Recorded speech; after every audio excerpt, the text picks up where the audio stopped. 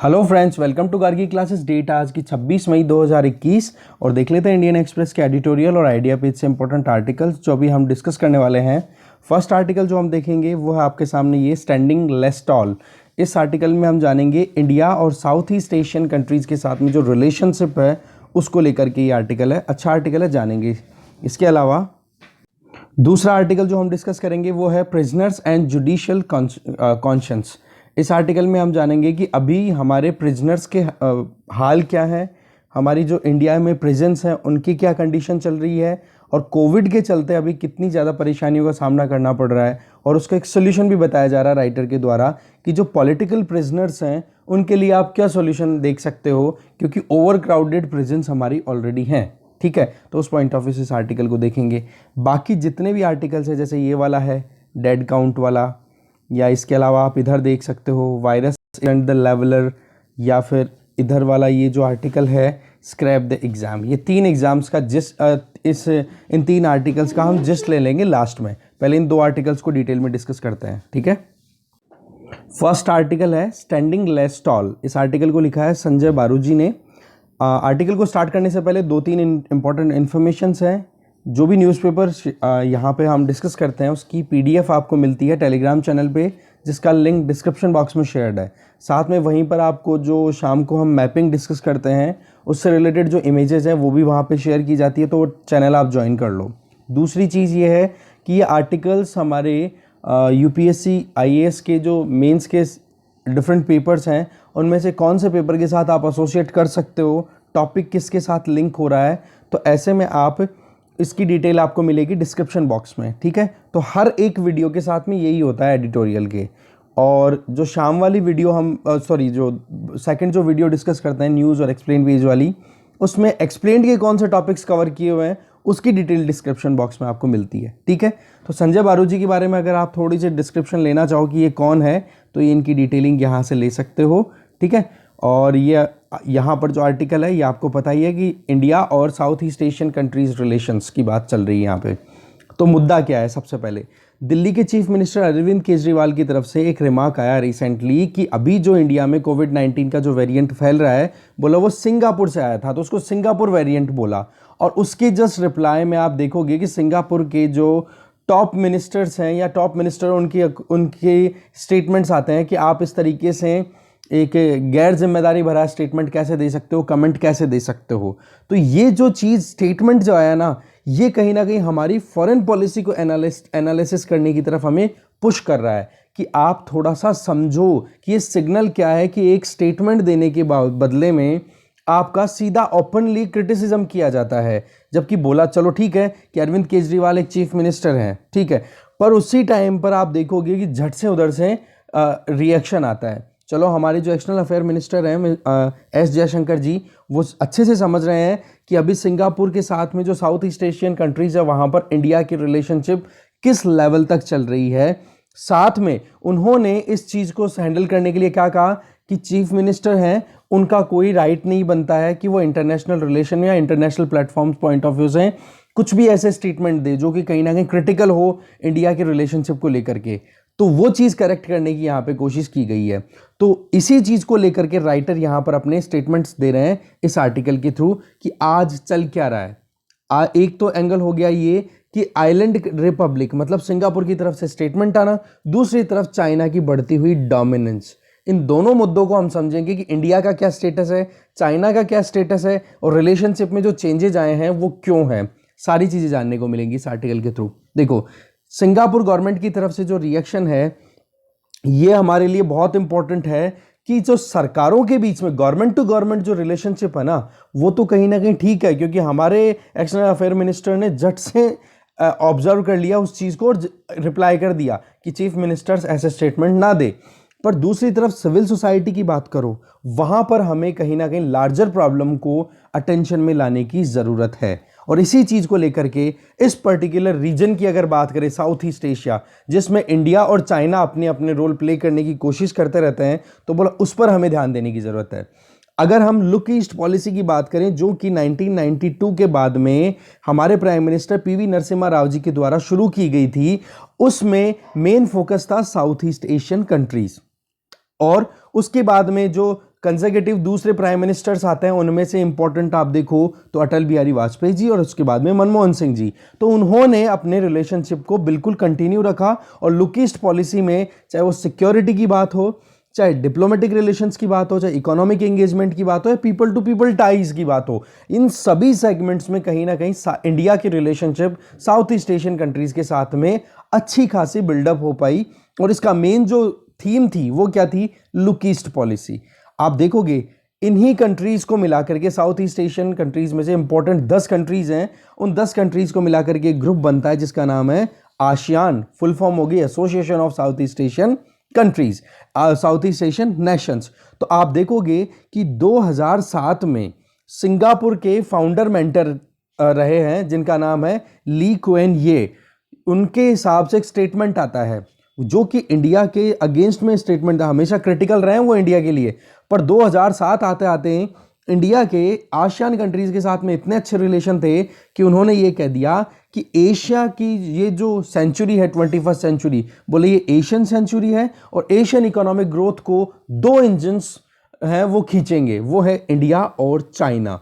तो यहां तक कॉन्फिडेंस आ चुका था आसियान कंट्रीज की अगर बात करें इंडिया में। इसके बाद में ये जो अप्रोच थी लुक ईस्ट अप्रोच, जिसके साथ में हम ज़्यादा से ज़्यादा एंगेजमेंट कर रहे थे साउथ ईस्ट एशियन कंट्रीज़ को, तो अभी करंट प्राइम मिनिस्टर का जो प्रीवियस रिजीम था 2014 से 2019 का, तो उन्होंने उस टाइम पे लुक ईस्ट की बजाय एक्ट ईस्ट पॉलिसी ले ली कि अब हम एक्टिवली एंगेज करेंगे वहाँ पर। तो राइटर यहाँ पे बोल रहे हैं पिछले 5 साल में हमारे रिलेशन बहुत अच्छे रहे, पर उसके बाद में अब हमारे यहाँ पर कहीं ना कहीं टेस्टिंग अभी चलती आ रही है और हमें अब एनालाइज करने की ज़रूरत है। पर उन 5 सालों में क्या चीज़ें थी वो देखने वाली बातें हैं। नंबर 1 पॉइंट तो यहाँ पे बताया जा रहा है कि चाइना जो है वो लगातार अपनी डोमिनेंस वहाँ पे इंक्रीज कर रहा है, ठीक है। दूसरी तरफ चाइना और इंडिया की आप देख सकते हो टेंशन जो हम लद्दाख वाले रीजन में देख रहे हैं। दूसरा, डिसअपॉइंटमेंट बहुत ज़्यादा है क्योंकि अभी इंडियन इकोनॉमी जो है वो अंडर परफॉर्म कर रही है बहुत ज़्यादा। हमें पता ही है डिक्लाइन कर गई इकोनॉमी हमारी, और रही सही में सेकंड वेव आ गई, उसको सही से हम टैकल नहीं कर पा रहे हैं। तीसरा मुद्दा यहाँ पर राइटर बताना चाह रहे हैं कि उस रीजन में जो एथनिक ग्रुप रहते हैं, जो भी लोग वहाँ के लोकल्स हैं, वो लोग कहीं ना कहीं इस चीज़ को लेकर के चिंता में है कि इंडिया में माइनॉरिटीज़ के साथ में बिहेवियर अच्छा नहीं है, क्योंकि वहाँ पर भी मुस्लिम मेजॉरिटी के लोग बहुत है साउथ ईस्ट एशिया में और क्रिश्चियन मेजॉरिटी के लोग बहुत सारे हैं। तो ये 3 मुद्दे हैं जिनके चलते कहीं ना कहीं आसियान जो है वो इंडिया को एक बैलेंसिंग पावर समझता था या फिर इंडिया को एक इंपॉर्टेंट इंजन के तौर पे कंसिडर कर रहा था कि एशियन सेंचुरी है और एशिया की इकोनॉमिक ग्रोथ को इंडिया और चाइना मिलकर के आगे बढ़ाएंगे। तो इन तीनों पॉइंट्स को मिलाकर के वो कहीं ना कहीं संशय में आ गए, डाउट में आ गए हैं। अब बात आती है आगे चाइना की तरफ से। देखो चाइना अपनी राइज को एक्सेलरेट करने में सक्सेसफुल हो रहा है। एक तरफ तो कहीं ना कहीं ट्रांस अटलांटिक फाइनेंशियल क्राइसिस आया 2008 का, देखो सब प्राइम क्राइसिस जिसको हमने बोला, जिसमें जो so called developed countries, western countries, जहां पर इकोनॉमिकल क्राइसिस ऐसे आए कि वो अभी भी रिवाइव प्रॉपरली नहीं कर पा रहे हैं बहुत सारे, और रही सही में कोरोना ने और ज़्यादा डैमेज कर दिया इकोनॉमीज़ को। तो ऐसे में चाइना ने इस अपॉर्चुनिटी को, इस गैप को फुलफिल किया और आज कहीं ना कहीं यूएसए की जो हेजेमोनी थी 1990 से लेकर 2000 तक, उसको भी चैलेंज करना शुरू कर दिया है। दूसरा, शी जिनपिंग की जो असर्टिवनेस की जो एक पॉलिसी है कि हर जगह पे चाइना अपना रोल प्ले करने के लिए रेडी है, तो वो कहीं ना कहीं एक प्रॉब्लम क्रिएट करते चले जा रहे हैं। कहाँ? साउथ ईस्ट एशियन कंट्रीज के लिए। तो शुरुआत में तो क्या था कि चाइना का राइज और शी जिनपिंग की असर्टिवनेस, जो कि साउथ चाइना सी के अंदर एग्रेशन दिखाना, वो सारा तो कहीं ना कहीं आसियान कंट्रीज में एक प्रो इंडियन सेंटिमेंट आना शुरू हो गया कि इंडिया जो है वो चाइना को बैलेंस कर सकेगा, ठीक है। पर अब हो गया, एक तो हम पेंडेमिक को सही से नहीं टैकल कर पा रहे हैं, दूसरा हमारा इकोनॉमिक स्लो डाउन बहुत ज़्यादा हो रहा है, इकोनॉमी कहीं ना कहीं बहुत कम परफॉर्म कर रही है। रही सही में हमने आत्मनिर्भर भारत अभियान की बात कर दी, जिसमें हम कह तो रहे हैं कि कहीं ना कहीं हम हमारे यहाँ पर हम खुद को कैपेबिलिटीज इंक्रीज करना चाह रहे हैं, बट इन रियल सेंस जो अदर कंट्रीज है वो क्या सोचती हैं कि इंडिया कहीं ना कहीं इनवर्ड लुकिंग हो चुका है, कि मतलब 1990 से पहले जो परिस्थितियां थी बोले वैसी परिस्थितियों में अब इंडिया खुद से सेल्फ सफिशिएंट और सेल्फ रिलायंट होना चाह रहा है। तो ऐसे में बोले इंटरनेशनल इंडिपेंडेंस अपनी, या फिर इंटरडिपेंडेंस है इंटरनेशनली, उसको कम करना चाह रहा है, और साथ में RCEP से इंडिया का विड्रॉ करना।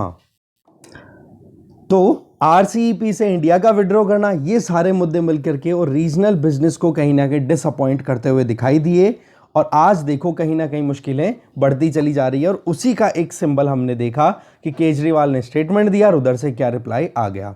इसके अलावा आसियान कंट्रीज़ की अगर बात करें, आसियान कंट्रीज़ की जो सरकारें हैं और इंडियन गवर्नमेंट है, ये तो देखो अच्छा रिलेशन मेंटेन करने की पूरी कोशिश कर रहे हैं। आज अगर हम देखें ना, तो साउथ ईस्ट एशिया में सबसे पावरफुल अगर बिजनेस ग्रुप कोई है तो वो है चाइनीज़ एथनिक ग्रुप।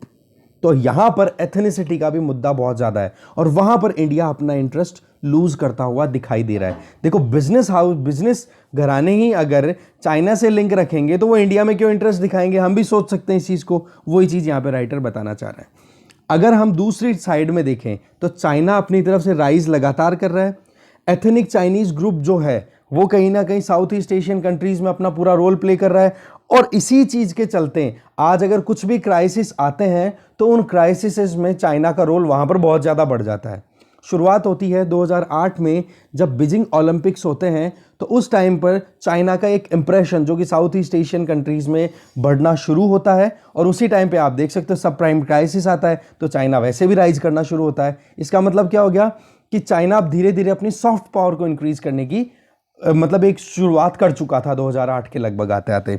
और उसके पहले भी बहुत सारी, पहले तो क्या था कि अपने हिसाब से खुद ही खुद को डेवलप कर रहा था, इकोनॉमिकली स्ट्रांग बनता चला जाता है। एक थ्योरी आती है, देखना आप, कि कभी भी अगर आपको वर्ल्ड पावर बनना है तो आपको एक इकोनॉमिक सुपर पावर पहले बनना पड़ेगा, तब जाकर के आप वर्ल्ड पावर बन पाओगे। तो चाइना 2008 तक 2010 तक आप मानोगे कि खुद ना कहीं खुद को बहुत स्ट्रांग बना रहा था इकोनॉमिकली, और जैसे ही खुद को यूँ लगा कि हाँ अब हम कैपेबल एनफ हैं, तो चैलेंज करना शुरू कर दिया यूएसए को सीधा सीधा ओपनली। 2008 में सब प्राइम क्राइसिस, अब ये कोरोना रही। सही में कोरोना में चाइना जितना अच्छे से कैपेबिलिटी शो कर पाया है ना अपनी कि टैकल करने के अंदर, उसमें कहीं ना कहीं बहुत सारी एक पॉजिटिव्स जाते हैं। नेगेटिव सिर्फ इतना सा जा रहा है चाइना की, जो कि बहुत बड़ा है वैसे अपने आप में, कि कोरोना की शुरुआत जो है वो चाइना की वुहान लैब से हुआ था। तो वो देखने वाली बात है अकाउंटेबिलिटी कब फिक्स की जाती है चाइना की। बाकी फिलहाल जो आर्टिकल है उसमें तो थीम जो आ रही है वो ये कि चाइना ने 2008 के बाद में अपनी dominance south East Asian countries में बढ़ानी शुरू कर दी, और उसमें चाइना का जो एथनिक ग्रुप है जो कि साउथ ईस्ट एशियन कंट्रीज़ में रह रहा है, वो कहीं ना कहीं चाइना को और सपोर्ट कर रहा है, रिस्पॉन्स में कहीं ना कहीं फेवर कर रहा है। चाइना का 2008-2009 का जो फाइनेंशियल क्राइसिस आया था, ग्लोबल फाइनेंशियल सब प्राइम क्राइसिस जिसको मैं बोल रहा हूँ, उसमें बहुत सही तरीके से टैकल किया, और इकोनॉमिक रोल भी बहुत इंपॉर्टेंटली प्ले किया गया था चाइना के द्वारा। जब साउथ ईस्ट एशियन कंट्रीज़ भी क्राइसिस का सामना कर रहे थे तो सपोर्ट दिया गया था। फिर उसके बाद में 2017 में होता है डोकलाम मुद्दा। तो डोकलाम मुद्दे को लेकर के आप देखोगे, ये सिक्किम के पास में है, चुम्बी वैली के पास में, वहाँ पर भूटान और चाइना का डिस्प्यूट था, और हमारी और भूटान की फ्रेंडशिप ट्रीटी है। तो ऐसे में भूटान को डिफेंड करने की जिम्मेदारी हमारे कंधों पर है, इंडिया के। तो ऐसे में इंडिया और चाइना आमने सामने थे, इंडिया और चाइना की मिलिट्री। तो ऐसे में जो डोकलाम स्टैंड ऑफ 2017 में हुआ था, उस टाइम पर देखोगे आसियान गवर्नमेंट्स की तरफ से जो स्टेटमेंट थे वो कुछ ऐसे थे, चाहे वो थे शांति से ही, क्वाइट सपोर्ट ही था। ऐसे नहीं कि बिल्कुल ओपनली उन्होंने क्रिटिसाइज किया हो चाइना को, बट इंडिया के सपोर्ट में वो बोल रहे थे। इसका मतलब क्या हो गया कि चाइना की जो जियोपॉलिटिकल एम्बिशंस थी उसको लेकर के कहीं ना कहीं आसियान कंट्रीज अलर्ट हो गए थे कि आज तो इंडिया को चाइना आंखें दिखा रहा है, कल को ना हमें भी दिखाएगा। और वो आज हम देख भी रहे हैं साउथ चाइना सी के अंदर कहीं ना कहीं ये दिख भी रहा है कि चाइना जो कहता है कि ये हमारी एंशंट लेक रही हुई है, ये हमारी खुद की झील है कोई ज़माने की, तो बोला ये हमारी जगह है। तो ऐसे में चाइना को चेक करने के लिए इंडिया का फेवर करना आसियान कंट्रीज़ के लिए एक ज़रूरत थी, और वो चीज़ उन्होंने की। अब डोकलाम से लेके गलवान जो कि 2020 में हुआ, उसमें कोई statement south East Asian countries के द्वारा नहीं आया। आप देखोगे कि कहीं ना कहीं स्टैंड जो है ना साउथ ईस्ट आसियान कंट्रीज़ का, वो आपको चेंज होता हुआ दिखाई दे रहा है 3 साल के अंदर अंदर। अब बात आ जाती है चेंज हुआ क्यों, इसके पीछे क्या वजह हो सकती है। एक तो ये हो सकता है कि जो इस पर्टिकुलर एरिया में, इस क्षेत्र विशेष में जो एलिट्स हैं वो क्या है, चाइनीज़ एथनिक ग्रुप से एसोसिएटेड है। तो चाइना का इंटरेस्ट चाइनीज़ लोग जो है वो फुलफिल करवा रहे हैं। दूसरी मुद्दा ये हो सकता है, देखो अगर हमारे देश में आज पारसीज अच्छा परफॉर्म करते हैं, बहुत बढ़िया बिजनेस कर रहे हैं, तो क्या हम पारसीज को भगाएंगे क्या यहाँ से? बिल्कुल भी नहीं। वही चीज वहां पर अप्लाई करो साउथ ईस्ट एशिया में, कि वहां पर अगर चाइनीज एथनिक ग्रुप अच्छा बिजनेस कर रहे हैं, उनकी इकोनॉमी को बूस्ट कर रहे हैं, तो उनको अकोमोडेट करने के लिए काम करेंगे कि नहीं, आप ये बताओ। एग्जैक्टली वही चीज आप ये समझो यहां पे। इसके अलावा जो चाइनीज कम्युनिटी वहां पर रह रही है, वो कहीं ना कहीं अपनी तरफ चाइना का फेवर तो कर ही रहे हैं, रही सही में इंडिया की तरफ से जो रिस्पॉन्स गए हैं, जैसे आरसीईपी का मुद्दा हमने देखा, या फिर आप जो कोविड-19 पैंडेमिक के चलते जो इकोनॉमिक स्लो डाउन इंडिया ने जो देखा, या फिर जो गलवान में जो हम क्लैश का सामना कर रहे हैं वो देखो, तो ये सारी चीज़ों से कहीं ना कहीं डिसअपॉइंटमेंट गया है इंडिया की तरफ से साउथ ईस्ट एशिया के अंदर। तो उसी का रिजल्ट कहीं ना कहीं देख रहे हैं कि जो डोकलाम के टाइम पे साइलेंटली या क्वाइटली इंडिया को फेवर करने वाले कंट्रीज ने कोई स्टेटमेंट नहीं दिया गलवान के टाइम पे। ठीक है, अब हम देखते हैं चाइनीज एथनिक लॉयलिस्ट की अगर बात करें, तो देखो साउथ ईस्ट एशियन जो सिविल सोसाइटी है ना, वहां पर बहुत इंपॉर्टेंट रोल प्ले करती है। इसमें क्रिश्चियंस भी आते हैं तो इस्लामिक लोग भी आते हैं। अब हमारे यहाँ पर क्या हो रहा है कि हिंदू मेजोरिटेरियन जो सिस्टम चल रहा है, उसका असर कहीं ना कहीं वहां पर देखने को मिलता है, क्योंकि इंडोनेशिया, मलेशिया, थाईलैंड और सिंगापुर, यहाँ पर जो एथनिसिटी देखोगे तो बुद्धिस्ट तो हैं यहाँ पर मुस्लिम्स की भी कमी नहीं है, तो क्रिश्चियंस की भी वहाँ पर नंबर्स अच्छी खासी है। तो ऐसे में इंडिया ने अपनी सॉफ्ट पावर को एक्सपेंड करने के लिए बुद्धिस्ट डिप्लोमेसी का यूज़ किया, या फिर अपनी तरफ से बुद्धिस्ट डिप्लोमेसी को एक्सपेंड किया, पर उसका इतना असर नहीं गया जितना असर इस नेगेटिव एटीट्यूड का चला गया कि हिंदू मेजोरिटेरियनिज्म जो है वो इंडिया में ज़्यादा डोमिनेट कर रहा है, और उसका असर कहीं ना कहीं इस रिलेशनशिप पे देखने को मिल रहा है। तो इंटर रिलीजियस टेंशन जो है ना हमारी डोमेस्टिक, उसका असर कहीं ना कहीं इंटरनेशनल रिलेशन पे हमें देखने को मिल रहा है अकॉर्डिंग टू द राइटर। इसके आगे देखें, ज़्यादातर आसियान कंट्रीज में आप देखोगे तो एक तो चाइनीज प्रैक्टिस, जो चाइनीज एथनिक लोग हैं ना, वो किस चीज़ को प्रैक्टिस कर रहे हैं, या तो इस्लामिज्म को, या बुद्धिज्म को, या क्रिश्चियनिटी को। तो ऐसे में आपने तो केवल टारगेट बुद्धिज्म को ही तो किया, इस्लामिज्म और क्रिश्चियनिटी को या तो आप डोमेस्टिकली इग्नोर कर रहे हो, या इंटरनेशनली उन कम्युनिटीज़ के साथ आप एंगेज नहीं कर रहे हो। तो ऐसे में इंडिया की सॉफ्ट पावर जो है वो धीरे धीरे डिक्लाइन कर गई। ये केवल इस पर्टिकुलर रीजन में ही नहीं, ग्लोबली भी कहीं ना कहीं इस चीज़ का असर देखने को मिल रहा है। आज अगर हम देखें दो कंट्रीज के बीच में अगर बायलैटरल रिलेशंस की बात की जाए ना, तो अलग अलग तरीके से हम कंसिडर करते हैं। एक तो B2B रिलेशन, मतलब बिजनेस टू बिजनेस। अब बिजनेस की तो हमने बात की कि साउथ ईस्ट एशिया में कौन डोमिनेट कर रहे हैं, चाइनीज लोग। तो क्या हमारे business to business ties strong हो सकते हैं? नहीं। दूसरा, पीपल टू पीपल कनेक्ट की बात करें तो ये भी बहुत वीक है। फिर तीसरा एंगेजमेंट आता है गवर्नमेंट टू गवर्नमेंट, केवल ये रिलेशन स्ट्रॉन्ग है। बाकी B2B और P2P दोनों सेगमेंट्स में इंडिया और आसियान कहीं ना कहीं अच्छे से, या जितना स्ट्रांगली एंगेज करना चाहिए वो प्रॉपर एंगेजमेंट नहीं आ रही है। केवल और केवल गवर्नमेंट टू गवर्नमेंट एंगेजमेंट अच्छी आ रही है। अब होता क्या है कि ज्यादातर जो फॉरेन पॉलिसी एनालिस्ट हैं वो फोकस किस पे करते हैं, गवर्नमेंट टू गवर्नमेंट रिलेशन पे। पर क्या वाकई में ऐसा है? पीपल टू पीपल एंगेजमेंट नहीं है, बिजनेस टू बिजनेस एंगेजमेंट नहीं है, तो सरकारें कितनी चल जाएंगी? और सरकारें तो हमारे डेमोक्रेसी है, तो सरकारों में भी अगर लगातार हर 5 साल में सरकार बदलती रही और मान लो किसी भी पार्टी को मेजोरिटी नहीं मिली, तो इसका मतलब रिलेशन तो हमारे अच्छे बन ही नहीं पाएंगे। तो पॉइंट यहाँ पर ये आ रहा है कि जो ऑफिशियल पॉलिसी स्टेटमेंट्स हैं उन पर हमें ध्यान रखने की ज़रूरत है। दूसरा, पीपल टू पीपल एंगेजमेंट लाने की ज़रूरत है, और डोमेस्टिक जो पॉलिटिक्स है उसका असर इंटरनेशनली ना जाए, ऐसी एक्टिविटीज़ को हमें कम से कम परफॉर्म होने देना चाहिए इंडिया की ज़मीन पे, कम से कम। ठीक है, और इंडिया आसियान रिलेशंस के ऊपर इसका असर सीधा देखने को मिलता है। जबकि सिविल सोसाइटी कितना इंपॉर्टेंट रोल प्ले कर रही है, आप देखो कि चाइनीज़ एथनिसिटी का इतना असर पड़ रहा है कि वो बिजनेस अच्छा दे रहे हैं, कि वो एंगेज, और चाइना की जो सॉफ्ट पावर है उसको इंक्रीज करने में पूरा साथ दे रहे हैं, साथ में डोमेस्टिक पॉलिटिक्स में वो पार्टिसिपेट कर रहे हैं। तो क्यों ना हम हमारी डोमेस्टिक पॉलिटिक्स को सही करें और सिविल सोसाइटी के साथ में एंगेजमेंट बढ़ाने की कोशिश की जाए। इसके अलावा बॉटम लाइन की अगर बात करें, ठीक है, तो हमारे यहाँ पर एक्ट ईस्ट पॉलिसी की बात करें तो कहीं ना कहीं साउथ ईस्ट एशिया इसकी मेन इमेज है, मेन थीम है साउथ ईस्ट एशिया के लिए। एंगेजमेंट इंडिया बढ़ाएगा अपनी, ठीक है, पर वो चीज़ कहीं ना कहीं सफ़र कर रही है, उस पर ध्यान देने की ज़रूरत है अभी सरकार को। अभी आप देखो कि चाइना राइज कर रहा है, और दूसरी तरफ कैसे हार्ड पावर में भी और इकोनॉमिकली भी स्ट्रांग हो रहा है, और सिक्योरिटी टर्म्स में भी बहुत ज़्यादा स्ट्रांग हो रहा है। दूसरी तरफ इंडिया की बात करें तो पिछले कुछ सालों पहले तक, मतलब 2-3 साल पहले तक की अगर बात करें, तब तक इंडिया कहीं ना कहीं अपनी हार्ड और सॉफ्ट पावर में अपनी इमेज अच्छी खासी बना चुका था साउथ ईस्ट एशिया में। पर अभी क्या है, जो हम देख चुके हैं कि इंडिया की जो हार्ड एंड सॉफ्ट पावर है वो धीरे धीरे डिक्लाइन कर रही है, और चाइना की जो सॉफ्ट पावर है वो बढ़ रही है, और हार्ड पावर तो आपको पता ही है पहले से ही स्ट्रांग है। तो चाइना का जो डायरेक्ट इन्फ्लुएंस है ना, उसमें चाइना का एथनिक ग्रुप का रोल भी आ गया, तो रही सही में जो इकोनॉमिक सपोर्ट जो चाइना प्रोवाइड करता रहता है उसका भी बहुत बड़ा रोल है वहाँ पर।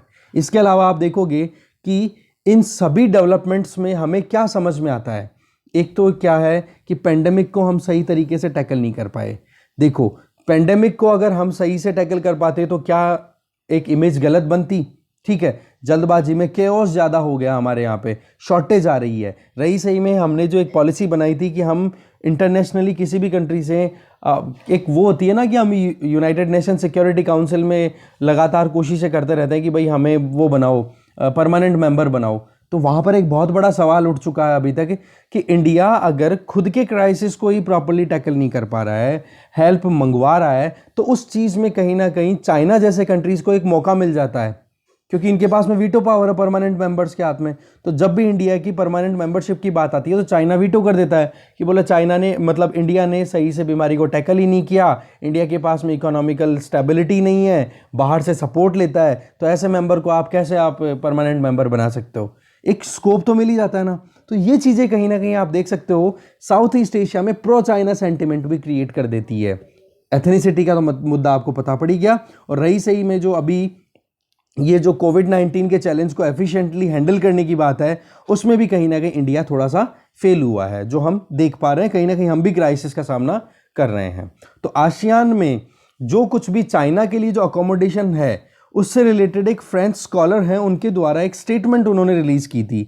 ठीक है, उन्होंने ये कहा कि अभी जो देखोगे कि कोविड-19 क्राइसिस के चलते आसियान कंट्रीज में जो एक प्रिविलेज रिलेशनशिप है ना चाइना के साथ में, वो आपको बढ़ती हुई दिखाई दे रही है। और उसको मैं क्या बोल रहे हैं कि ये एक अनस्पोकन रियलिटी है कि साउथ ईस्ट एशियन कंट्रीज जो हैं वो चाइना की सॉफ्ट पावर को अब धीरे धीरे एक्सेप्ट कर रहे हैं, और उनकी डिपेंडेंस जो है वो धीरे धीरे बढ़ रही है। ये चीज़ कही ये फ्रेंच एक स्कॉलर हैं जिनका नाम है एस.बी. ड्यू रॉशर। ठीक है, इनके द्वारा ये लिखा हुआ स्टेटमेंट है। तो ये चीज़ आप ज़रूर लिख लेना कि एक फ्रेंच स्कॉलर ने ये बात कही है, कभी भी आपको रिलेशनशिप की बात करनी हो तो अभी पॉइंट क्या आ रहा है कि ये सारा ट्रेंड जो हमने समझा, ये सजेस्ट ये करता है कि हमारी डिप्लोमेसी को, हमारी फॉरेन अफेयर रिलेशंस में हमें एक फ्रेश लुक देने की ज़रूरत है इस एक्ट ईस्ट पॉलिसी को। एक तो ये बात हो गई। दूसरा, जो भी अनसेटिस्फैक्ट्री इकोनॉमिक परफॉर्मेंस हमारी रही है, जिसमें हमारी इकोनॉमी डिक्लाइन कर रही है, तो दूसरे देशों की हम हेल्प नहीं कर रहे हैं। दूसरी चीज़ कि जो सेक्टेरियन कॉन्फ्लिक्ट हमारे डोमेस्टिक इश्यूज़ में चलते रहते हैं, या कम्युनल पॉलिटिक्स हमारे यहाँ होती रहती है, उसको हमें टैकल करने की ज़रूरत है। और फिलहाल तो देखो ये ही 3 मुद्दे हैं जिन पर हमें ध्यान देना। दो मुद्दे हैं, एक तो एक्ट ईस्ट पॉलिसी को रिव्यू करो, सही तरीके से फ्रेश लुक दो, और जो डोमेस्टिक इश्यूज़ हैं उनको हम टैकल करें, और इकोनॉमिक परफॉर्मेंस को हम इंक्रीज़ करें। अगर ये 3 चीज़ों को हमने ढंग से कर लिया ना, तो ये मानो कि कहीं ना कहीं शुरुआत हम अच्छी कर पाएंगे। और फिलहाल इंडियन डिप्लोमेट्स के हाथ में केवल ये 3 ही काम हैं। इन पर अगर काम कर लेंगे तब जा कर के ये जितना कुछ भी हमारा स्टैंड डाउन हो रहा है ना, हमारा स्टेटस जो डाउन हो रहा है, उसको हम पुश अप कर पाएंगे। ठीक है, अब आपको छोटी सी एक चीज़ बताता हूँ मैं। कभी भी फॉरेन अफेयर रिलेशंस के बारे में आप पढ़ो तो आप बेसिक्स को पहले कंसिडर करना शुरू करो। करंट अफेयर्स के बारे में तभी पढ़ना शुरू करो जब आपके बेसिक्स अच्छे हो जाएं। या तो मैं ये अज्यूम कर रहा हूँ कि आप डेली बेसिस पे जो आपका स्टैटिक पोर्शन है उसको 5 से 6 घंटे मिनिमम दे रहे हो, और करंट अफेयर्स के लिए 1 से 1.5 घंटा मिनिमम दे रहे हो। ज़्यादा आपकी इच्छा है, कम से कम बोल रहा हूँ मैं 5 से 6 घंटे स्टैटिक पोर्शन और मिनिमम। ठीक है, तब जाकर के आपके ये क्लियर हो जाएंगे। अब आसियान कंट्रीज से रिलेटेड अगर आपको देखना है तो इंटरनेशनल रिलेशंस के लिए कल परसों एक कमेंट भी देखा था मैंने, जिसमें पूछा था कि इंटरनेशनल रिलेशंस को हम कैसे कवर करें। तो जनरल स्टडीज़ के लिए इंटरनेशनल रिलेशन को कवर करने के लिए 12th की NCERTs कवर कर लो, पॉलिटिकल साइंस की, बस उसमें से आपको बहुत हद तक समझ में आ जाएगा कि क्या है इंटरनेशनल सिनेरियो, और फिर करंट से कनेक्ट कर लो। इंटरनेशनल रिलेशन में आप बहुत हद तक अच्छा परफॉर्म कर जाओगे, ये गारंटी है, मान के चलना। ठीक है, नेक्स्ट आर्टिकल पे चलते हैं। नेक्स्ट आर्टिकल है prisoners and judicial conscience. Article लिखा है तीस्ता सेतालवाद, और राइटर के बारे में अगर आप इनकी प्रोफाइल देखना चाहो तो ये आपके सामने है, एक बार देख लो ये कौन है। ठीक है, आगे चलते हैं, देखते हैं मेन कंटेंट क्या है। देखो, प्रिजन्स की अगर बात करें तो जो कॉलोनियल पीरियड पे जो हाल हुआ करता था, बोलो वैसा ही कुछ हाल अभी भी चल रहा है, चाहे हम इंडिपेंडेंट हो चुके हैं। आज अगर प्रिजन्स में कुछ भी चल रहा है तो प्रिजन जो है बोले वो सोसाइटी का एक मिरर होती है। दैट मीन्स कि आपकी सोसाइटी कैसी है, अगर उसको जानना है तो आप वहाँ पर प्रिजन को विजिट कर लो, पता पड़ जाएगा कि वहाँ पर भी अलग अलग तरीके के लोग दिखेंगे आपको। एक दूसरी चीज़, जितनी ज़्यादा प्रिजन्स में ऑक्यूपेंसी है उतना ही ज़्यादा आपको समझ में आ जाएगा कि क्राइम रेट यहाँ पर ज़्यादा है। और क्राइम कब किया जाता है जी? जब या तो गरीबी बहुत ज़्यादा हो, दूसरी चीज़ अगर मैनेजमेंट प्रॉपर नहीं हो रहा है, या आप कह सकते हो जिसको पब्लिक मैनेजमेंट या पब्लिक एडमिनिस्ट्रेशन है वो अच्छे से नहीं हो पा रहा है। तो ऐसे कुछ मुद्दे हैं जिनको कहीं ना कहीं आप प्रिजन में क्राउड को देख करके पता कर सकते हो कि सोसाइटी कैसे चल रही है। तो यही चीज़ कहीं ना कहीं हमारे यहाँ पर इंडिया पर भी अप्लाई होती है। तो राइटर यहाँ पे बोल रहे हैं कि ये एक यार्डस्टिक है जिसके बेसिस पे हम देखते हैं कि क्या वाकई में इंडिया में जो क्रिमिनल जस्टिस सिस्टम है, जिसमें 3 पिलर्स मेनली आते हैं। सबसे पहले पुलिस आती है, फिर आती है जुडिशरी, और फिर आती है आपकी जेल्स। तो ऐसे में ये तीनों मिलकर के क्रिमिनल जस्टिस सिस्टम तैयार करते हैं। तो क्या वाकई में अच्छा परफॉर्म कर रही है हमारे यहाँ पर ये सिस्टम? तो वो चीज़, इसके लिए हमें हमारी आत्मसात करना पड़ेगा, या हमारी सोल सर्चिंग, हमारी आत्मा को हमें फिर से खंगालना पड़ेगा कि रियलिटी क्या है। हमारे यहाँ पर स्पीडी ट्रायल्स बहुत कम अवेलेबल है, और अगर अवेलेबल भी है ना, मान लो कि कोई केस हो गया, अरेस्ट कर लिया गया, जुडिशियल कस्टडी में डाला हुआ है, पर अभी तक केस खत्म नहीं हो रहा है, और वो बंदा जो है या जो भी इंडिविजुअल है उसको कम से कम 5-6 साल निकल जाते हैं एक नॉर्मल केस के अंदर भी। दूसरी तरफ अगर कोई ट्रायल्स अगर फाइनलाइज भी हो रही हैं तो स्क्यूड दिखाई दे रही है। दैट मीन्स बायस्ड भी ना हो कि हाँ जी पार्टी को किसी को फेवर किया जा रहा है, पर कहीं ना कहीं अगर आपको जस्टिस, अब अगर आप जस्टिस डिले कर रहे हो तो जस्टिस डिनाइड कंसिडर होती है वो, कि मतलब आपने अगर न्याय देने में देरी कर दी तो इसका मतलब आप न्याय नहीं कर रहे हो। क्योंकि हो सकता है कोई कैंसर का पेशेंट हो, उसको अगर आपने टाइम पे ट्रीटमेंट नहीं दिलाया और वो जेल में है, और उसकी जो ट्रायल्स हैं उसको आपने टाइम पे कंडक्ट नहीं कराया, और बंदे की अंदर के अंदर डेथ हो गई, तो उसकी जिम्मेदारी किसकी? तो जस्टिस डिनाइड हुई कि नहीं, जस्टिस डिलेड। तो इसके ऊपर एक ऐसे भी आया हुआ है, ठीक है, थोड़ा सा और रिसर्च करना है इस पॉइंट पे। तो ऐसे में स्क्यूनेस भी देखने को मिलती है, थोड़ा सा टिल्ट, कि आप डिले करके एक पार्टी को फेवर कर देते हो, चाहते न चाहते हुए भी। तो हमें इसी चीज पर काम करने की जरूरत है। एक इन्वेस्टिगेशन जिसमें टाइम बहुत ज़्यादा लगता है, और इन्वेस्टिगेशन होने के बाद में प्रोसिक्यूशन, कि हाँ कि पूरी इन्वेस्टिगेशन हो गई, रिसर्च हो गई कि हाँ कौन सा क्राइम किसने कहाँ पे कंडक्ट किया, क्या एविडेंसेस हैं, फिर उसके बाद में जुडिशरी के सामने जब सुनवाइयाँ होती हैं उसमें टाइम लग जाता है। तो दोनों चीज़ें डिले करके अल्टीमेटली क्या कर देती हैं, हमारे क्रिमिनल जस्टिस सिस्टम को बहुत परेशान और कहीं ना कहीं फेल बना देती है। तो ज़रूरत है एक टाइम बाउंड मैनर में ट्रायल्स को कंडक्ट करना। तो यही चीज़ राइटर यहाँ पे बोलना चाह रही हैं कि हाल देखो हमारी जेलों का, ओवर क्राउडेड है, पुअर हाइजीनिक कंडीशन है। अगर स्टैट्यूटरी मॉनिटरिंग की बात भी करें कि वहाँ पर कानूनन तौर पे देखा जाए कि क्या हाल है, वहाँ पर जो भी इनमेट्स हैं जो वहाँ पर रह रहे हैं उनके हाल क्या है, बोलो उनमें सब में हमारी जेलों के हाल ख़राब हैं। और ये चीज़ कोई यहाँ पर ही नहीं है, क्योंकि 1-2 जेलों में नहीं है, थ्रू आउट कंट्री ये हाल है। एक जो अपैथी है कि हम हमारे मन में जो पीड़ा है जेल में रहने वालों के लिए, वो बिल्कुल नहीं देख रहे हैं इंडिया के मिडिल क्लास के अंदर। क्योंकि इंडिया के मिडिल क्लास जिस चीज़ पे ध्यान दे लेती है ना, वो चीज़ कहीं ना कहीं इंप्लीमेंट होती है, बट उस पर कहीं ना कहीं इग्नोरेंस देखी जा रही है। इसी चीज़ को बता रही हैं कि 12 मई को एक जजमेंट आता है सुप्रीम कोर्ट का, गौतम नवलखा जो कि 84 साल के एक जेस्यूट प्रीस्ट हैं, जिनके पार्किंसन जैसी जो दिमागी बीमारी है उससे वो ग्रसित हैं, दिल्ली यूनिवर्सिटी के वो एकेडमिशियन रहे हुए हैं। तो उनको अभी जो एक बेल की डिमांड की गई थी वो बेल तक उनको रिजेक्ट कर दी गई, और उसके बाद में फिर आप देखोगे कि उनको अपॉर्चुनिटी मिली है तो केवल एक, कि हाँ आप ट्रीटमेंट ले सकते हो हॉस्पिटल में। तो राइटर ये बोल रही हैं कि इतना बुरा हाल अगर उस पर्टिकुलर इंडिविजुअल का है, और ये जो इंडिविजुअल है ये भी क्या है, बोलो पॉलिटिकल ऑफेंडर हैं, ठीक है। अब पॉलिटिक्स में तो आपको पता ही है कि कोई क्या स्टेटमेंट दे जाता है, कोई चलते ही क्या स्टेटमेंट दे जाता है। तो ऐसे में जिसका रूल होगा वो तो क्या करेगा, पावरफुल है, और रूलिंग के अगेंस्ट में अगर किसी ने स्टेटमेंट दे दिया तो उसको जेल में डाल दिया जाता है। ये करंट सरकार के लिए ही लागू नहीं है, ये हर सरकारों पे लागू है। तो ऐसे में जो पॉलिटिकल ऑफेंडर्स हैं, अगर आप उनको जेल में डाल रहे हो और ऑलरेडी आपके यहाँ पर जेलें ओवर क्राउडेड हैं, और जबकि वो जो ऑफेंडर है वो पहले से परेशान है फिजिकली, और ज़्यादा उसकी जो फिजिकल स्ट्रेस है वो और ज़्यादा बढ़ गई है, साइकोलॉजिकल वो बहुत ज़्यादा परेशान है। तो ऐसे में दूसरे ऑप्शंस को भी तो हम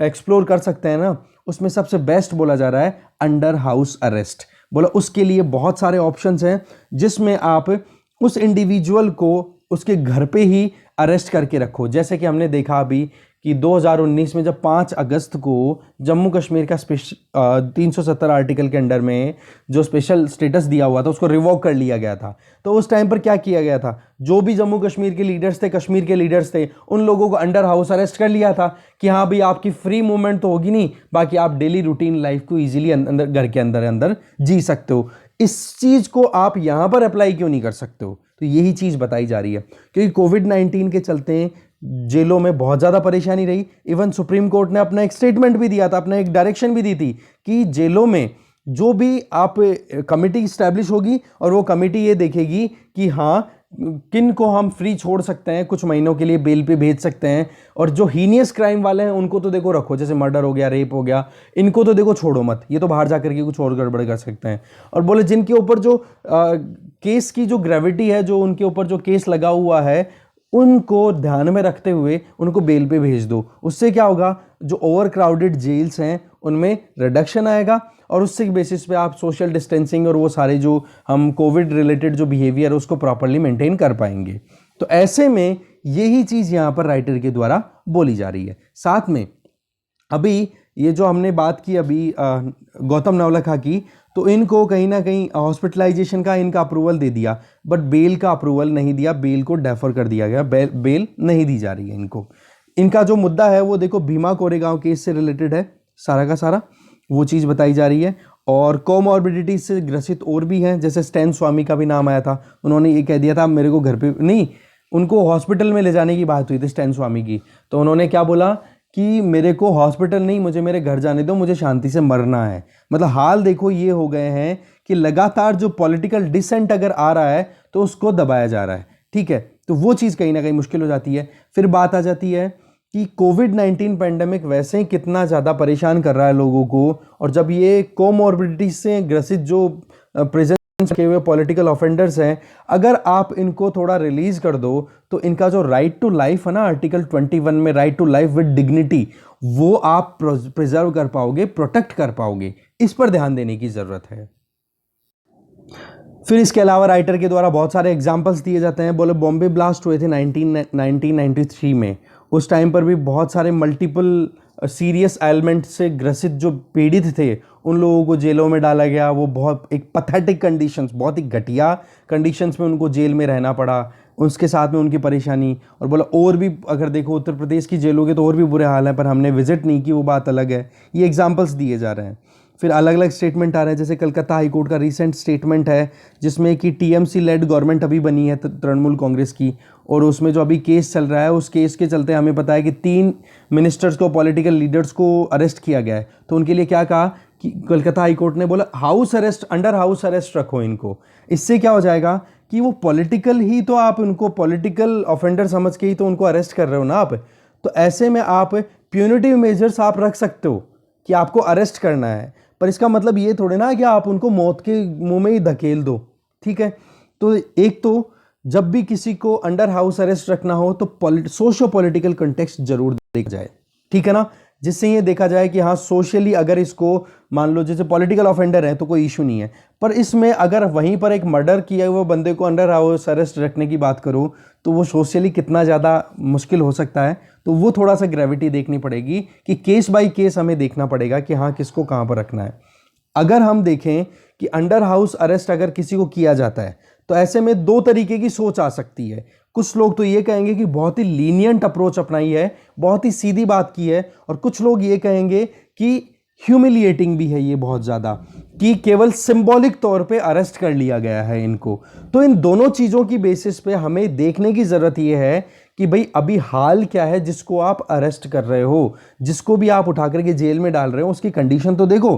क्योंकि हमारी प्रिजन्स की जो हाल है वो एबिसमल कंडीशन है, बहुत ही घटिया कंडीशन है, पैथेटिक कंडीशंस में अगर आप बीमार बंदे को ले जाकर के जेल में डालोगे तो चांसेस ये बन जाएगा कि वो और मतलब ज़्यादा परेशान हो सके। तो देखो ये ऑप्शन है ना अंडर हाउस अरेस्ट वाला, ये एक कहीं ना कहीं पॉजिटिव अपॉर्चुनिटी के पॉइंट ऑफ व्यू से देखने की जरूरत है क्रिमिनल जस्टिस सिस्टम को।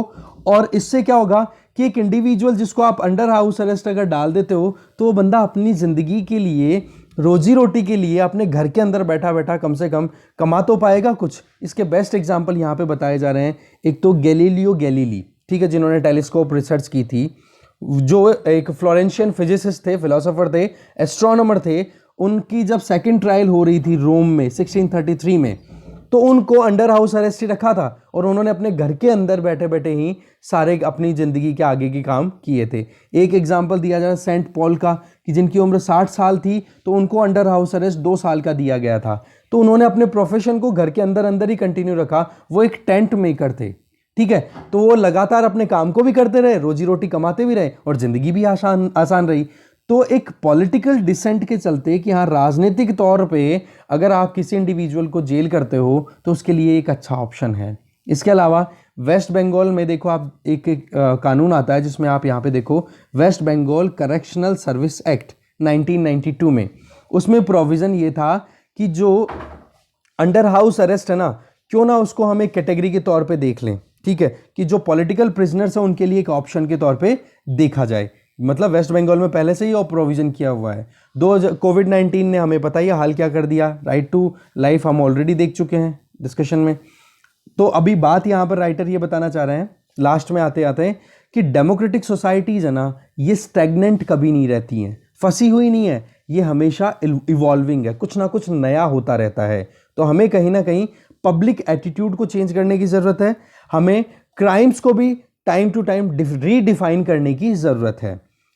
यहाँ पे कोटेशन आ जाता है फिर बाद में लास्ट में कि क्यों हम पॉलिटिकल प्रिजनर्स को थोड़ा सा एक कह सकते हैं ना अंडर हाउस अरेस्ट में रख सकते हैं। Nelson Mandela, first black president of south Africa, उन्होंने जब 1964 में उनके खिलाफ जब ट्रायल्स चल रहे थे ना, जब उनको डाल दिया गया था जेल में और जब 30 साल तक वो जेल में रहे थे 1964 से लेके 1994 तक, उन्होंने ये स्टेटमेंट दिया था, I am prepare to die, मैं मरने के लिए तैयार हूं चाहे कुछ भी करो तुम।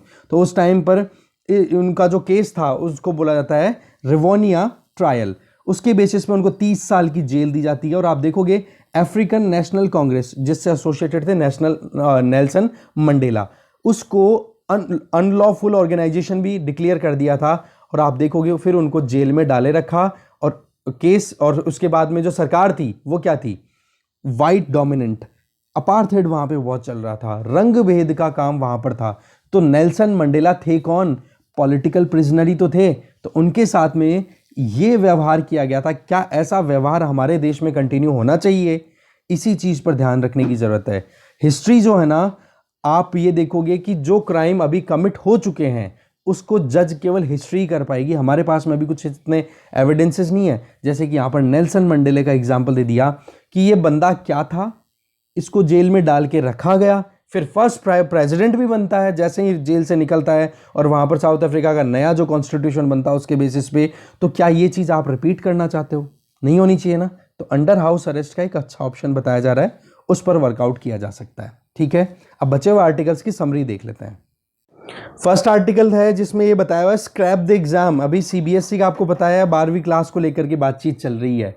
तो यहाँ पर एडिटर बोल रहे हैं कि क्यों किसी को आप मौत के मुंह में झोंक रहे हो, वो भी बच्चों को और टीचर्स को। इनोकुलेशन टाइम पे करो। क्यों आज के टाइम पे जो परिस्थितियाँ चल रही है कि एक एग्ज़ाम को या आपने फाइनल समझ लिया कि 12वीं की एग्ज़ाम में, बोर्ड एग्ज़ाम में कोई स्कोर करेगा, वो अपने 15 सालों की कई कराई मेहनत के ऊपर उसका एक ठप्पा लगेगा, सर्टिफिकेशन मिलेगा। तो ये फिर क्या है, एजुकेशन सिस्टम है जिसमें एक एग्जाम जो है वो बच्चे की 15 साल की, पिछले 15 साल की पूरी पढ़ाई को असेस कर देगा।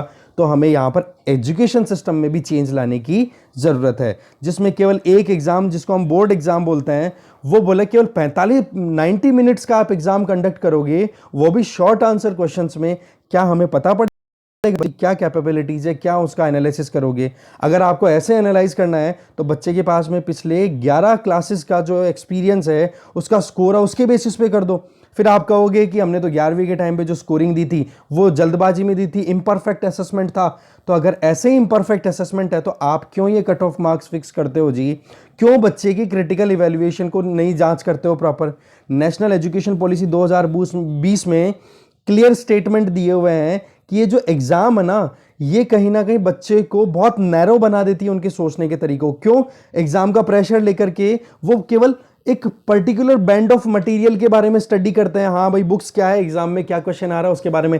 ये हाल हमारी एजुकेशन सिस्टम का बहुत खराब है। इसी के चलते कहीं ना कहीं क्रिटिकल इवैल्यूएशन करने की आदत नहीं है, तो स्टूडेंट की ब्रॉडर पर्सपेक्टिव तैयार नहीं हो पाता है, और उसके रेपरकशन कहीं ना कहीं हमें देखने को मिलते हैं। और ये चीज़ हम यूपीएससी में भी देखते हैं, दुखद है, पर क्या करें, सिस्टम है, चलना पड़ेगा। आप भी क्या है, एग्जाम देखते हो, क्वेश्चन पेपर देखते हो, उसी के हिसाब से सोच रहे हो। चलो वो तो ठीक है कि हमारा सिलेबस इतना ब्रॉड है कि आप ब्रॉडर पर्सपेक्टिव में सोच पाते हो, पर कहीं ना कहीं एग्जाम ओरिएंटेशन जो स्कूल के बच्चे हैं उनको बिल्कुल नैरो माइंडेड बना देते हैं। वो केवल मार्क्स के लिए मारामारी करनी शुरू कर देते हैं। तो क्यों ना एक नया क्राइटेरिया तैयार किया जाए जिसमें कि स्कूल के टाइम पे बच्चा जो है वो अपना फुल डेवलपमेंट इंश्योर कर सके, नंबर 1। नंबर 2, अगर आपको ग्रेजुएशन के लिए ही 12वीं के मार्क्स फिक्स करने हैं तो भाई ये जो यूनिवर्सिटीज हैं, कॉलेजेस हैं, उनके ऊपर ही छोड़ दो ना कि आप किस बेसिस पे आप एंट्रेंस मतलब एंट्री देना चाह रहे हो बच्चों को ग्रेजुएशन कोर्सेज में। चाहे वो फिर एंट्रेंस टेस्ट ले, चाहे 11वीं तक के स्कोर को कंसिडर करे, चाहे इंटरव्यू ले, कुछ भी ले, वो उनकी हेडेक है।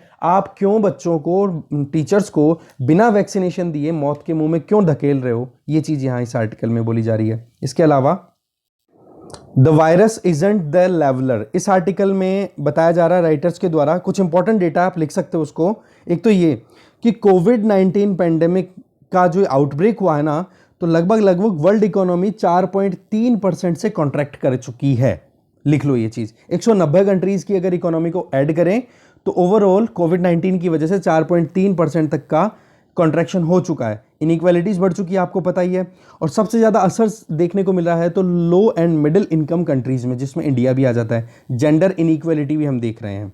एक तरफ जहां पर developed countries, US, UK, European union, Japan, ये अपने वैक्सीन्स को फिक्स कर चुके हैं पहले ही कि हाँ हमारी 90% या 95% जनसंख्या है, उसको वैक्सीन मिल जाएगी दिसंबर आने तक। जबकि जो लीस्ट डेवलप्ड कंट्रीज हैं उनको अभी तक भी नहीं मिल पा रहा है, या लीस्ट मिडिल इनकम कंट्रीज है, LMICs हम बोल रहे हैं यहाँ पे, उनके पास में अभी तक भी कोई व्यवस्था नहीं है। बातचीत की जाती है कि भाई जो ट्रिप्स में इंटेलेक्चुअल प्रॉपर्टी राइट से रिलेटेड जो मुद्दा है, बोलो उसमें वेवियर दे दो, छूट दे दो, जिससे कि और मैन्युफैक्चरिंग हो सके वैक्सीन की। बट जो डेवलप्ड कंट्रीज है, हाई इनकम कंट्रीज हैं, वो उसको वहीं पे स्ट्रक डाउन कर रहे हैं। ये बहुत गलत है, इनइक्वालिटीज को बढ़ावा देना है।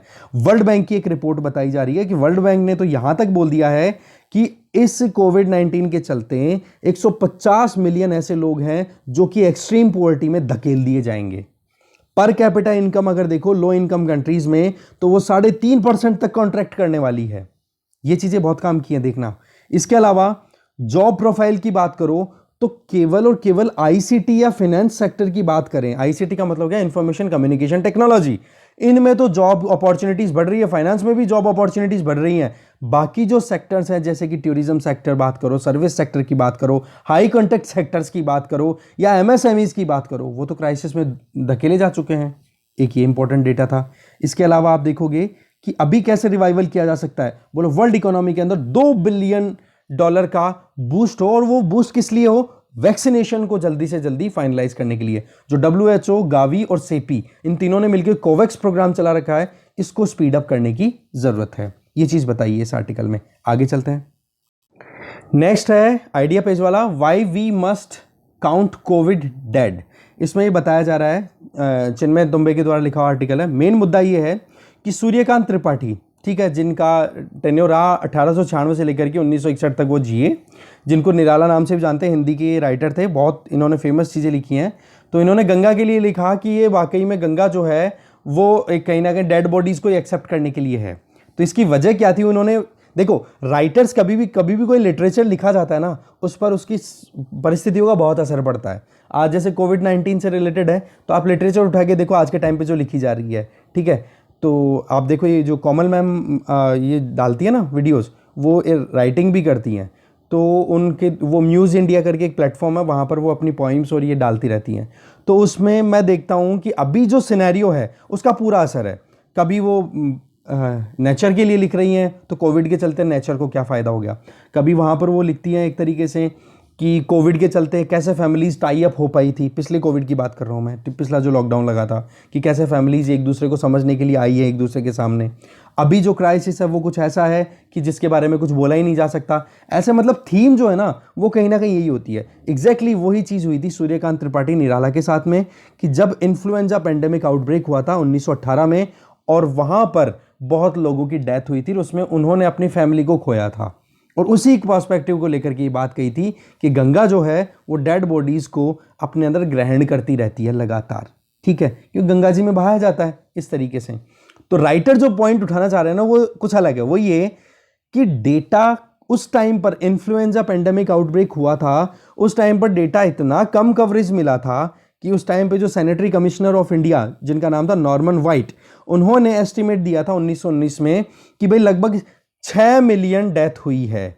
पर जब पता पड़ा ना कि 1921 की जब सेंसस हुई, तो आप पढ़ते हो ना सेंसस के अंदर क्या बोला जाता है 1921 के साल को, water shade year, that means water divide year, कि 1921 के पहले पॉपुलेशन ग्रो कर रही थी, 1921 के बाद में पॉपुलेशन ग्रो कर गई, पर 1921 में पॉपुलेशन डिक्लाइन कर गई। तब पता पड़ा था कि 10 मिलियन से ज़्यादा लोगों की डेथ हुई थी। अब आप देखो कितने लोगों की डेथ हुई। एग्जैक्टली वही चीज़ यहाँ पे बता रहे हैं राइटर कि कितना अंडर काउंटिंग की जा रही है। अगर रियल में पूरा डेटा निकाला जाए तो आज जहां पे ऑल ओवर इंडिया अगर डेथ्स की बात करें ना, जहां 1,49,000 डेथ्स अभी तक बताई जा रही हैं, 1,53,000, तो बोले गुजरात में 1,30,000 23,000 से ज़्यादा डेथ हो चुकी है। ये रिपोर्टर्स, ये जो डिफरेंट मीडिया हाउसेस काम कर रहे हैं ना, उनके द्वारा डेटा कलेक्ट किया हुआ है। ये ग्राउंड रियलिटी है, ये बताई जा रही है। तो पॉइंट यहां पर यह है, डेटा में डिस्क्रिपेंसीज बहुत ज़्यादा है, नंबर 1। नंबर 2, डेटा अगर नहीं अपने पास में प्रॉपर अवेलेबल होगा तो क्या वाकई में आपको पता पड़ेगा कि कौन सा एरिया में बीमारी ज़्यादा घातक साबित हो रही है। उन एरियाज़ के लिए आप प्लान ही नहीं कर पाओगे, पॉलिसी नहीं कर पाओगे। तो स्टैटिस्टिक्स का मतलब क्या है फिर, जब आपको डेटा ही प्रॉपरली कलेक्ट करने में प्रॉब्लम आ रही है। तो डेटा कलेक्शन इसीलिए तो किया जाता है। हम डेटा क्यों लिखते हैं ऐसे में या फिर कहीं पर भी आंसर राइटिंग में, जिससे कि हम बता सकें कि ग्रेविटी क्या है सिचुएशन की और क्या कदम उठाने चाहिए सरकार को। समझ गए? तो इतना ही था कंटेंट, बाकी आप खुद से देख लेना। Thank you very much for watching this video.